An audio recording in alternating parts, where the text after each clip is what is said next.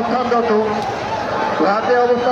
সকল লঞ্চের মাস্টার স্থানিক প্রতিনিধিদের দৃষ্টি আকর্ষণ করছি, যে সমস্ত লঞ্চে টপ খাদে ব্রিজে টপ খাদে যাত্রী রয়েছে তাদের নামিয়ে ফেলুন, তা না হলে মামলা মোকদ্দমায় জড়াবেন।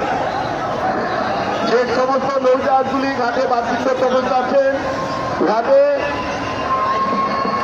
প্রশাসনিক ব্যবস্থা রয়েছে, ম্যাজিস্ট্রেট প্রেজেন্ট রয়েছে, ম্যাজিস্ট্রেট সাহেব প্রেজেন্ট রয়েছে।